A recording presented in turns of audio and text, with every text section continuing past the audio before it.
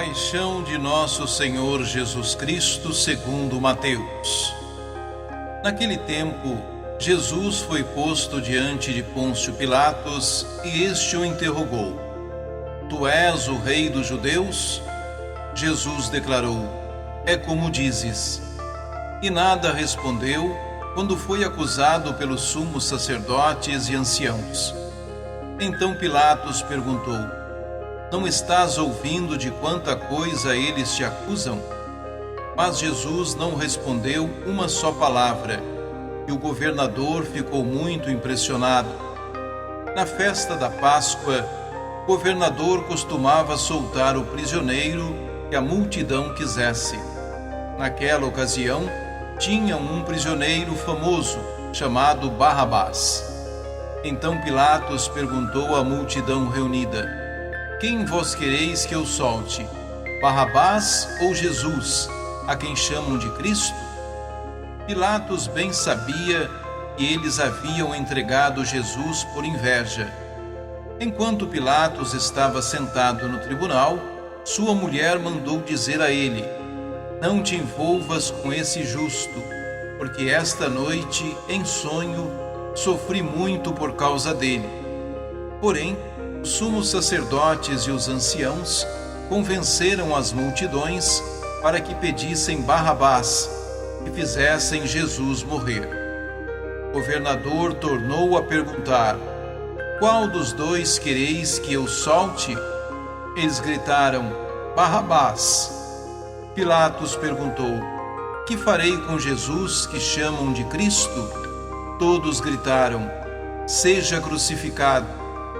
Pilatos falou: Mas que mal ele fez? Eles, porém, gritaram com mais força: Seja crucificado. Pilatos viu que nada conseguia, e poderia haver uma revolta. Então mandou trazer água, lavou as mãos diante da multidão e disse: Eu não sou responsável pelo sangue deste homem. Este é um problema vosso. O povo todo respondeu: Que o sangue dele caia sobre nós e sobre os nossos filhos. Então Pilatos soltou Barrabás, mandou flagelar Jesus e entregou-o para ser crucificado. Em seguida, os soldados de Pilatos levaram Jesus ao palácio do governador e reuniram toda a tropa em volta dele. Tiraram sua roupa e o vestiram com um manto vermelho. Depois teceram uma coroa de espinhos, puseram a coroa em sua cabeça e uma vara em sua mão direita. Então se ajoelharam diante de Jesus e zombaram, dizendo: Salve, Rei dos Judeus!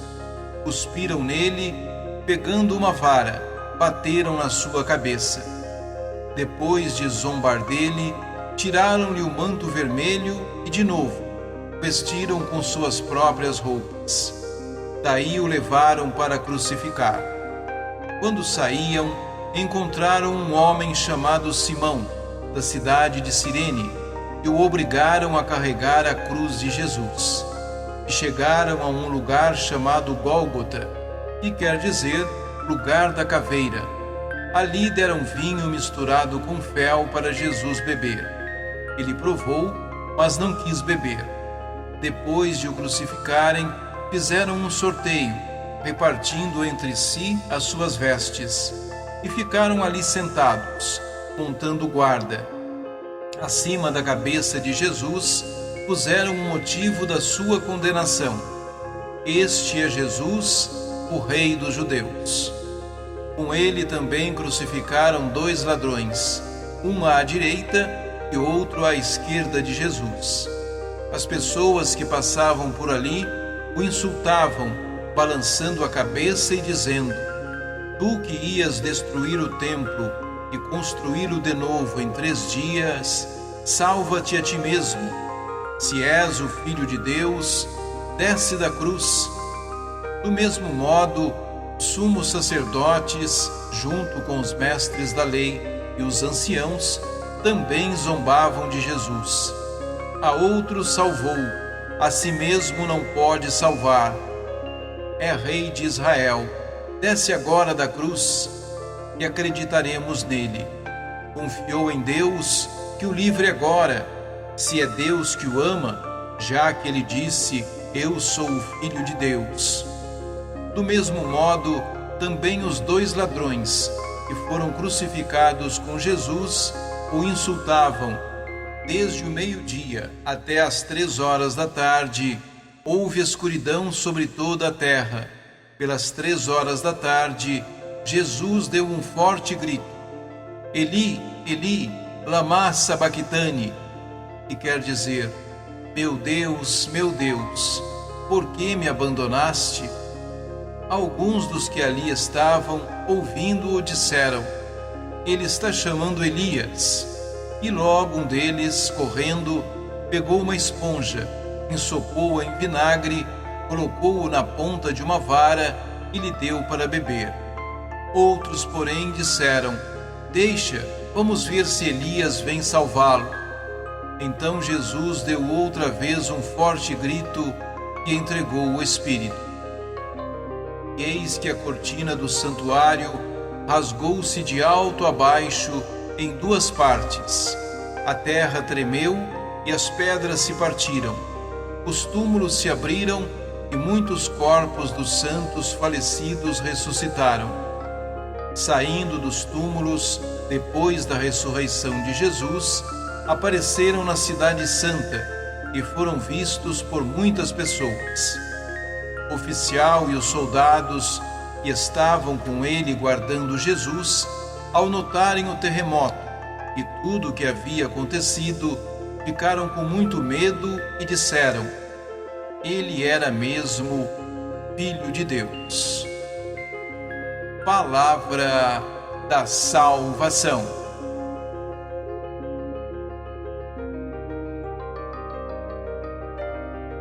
Lavar as mãos e ser indiferente a uma situação é o mesmo que assumir uma posição. Querendo ser neutro, Pilatos assume posição contrária à proteção da vida. Nesse período, a Palestina está sob forte dominação romana e Jesus se encontra diante do governador para ser julgado. O sinédrio tinha seus limites, isto é, podia realmente condenar alguém à morte, mas não tinha competência para executar a sentença. O episódio transcorre sobre o manto da farsa. As autoridades judaicas e o representante do poder do império possuem seu próprio interesse político. Jesus permanece calado a maior parte do tempo. Não compactua com nenhum desses grupos.